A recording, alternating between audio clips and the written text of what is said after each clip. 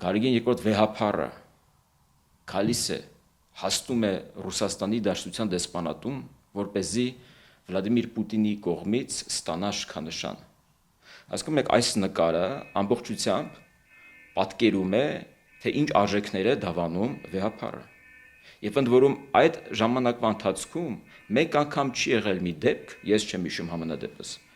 որպեսզի որևէ, եթե ոչ քննադատական, ապա հորդորող խոսք լիներ, արվեր,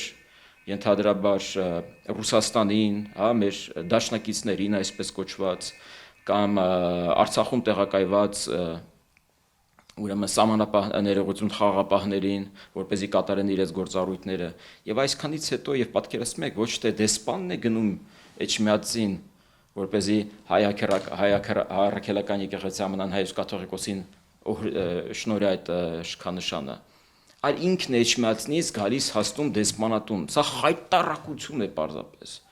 Ես նկատել եմ, որ այդքան մեծ ուշադրություն չի դարձվել այդ հանգամանքին, բայց այն հանգամանքը նույնիսկ թե ով ուր է գնացել ինչի հետևից, խոսում է թե ով որտեղ է հաշվետու եւ ում է հաշվետու։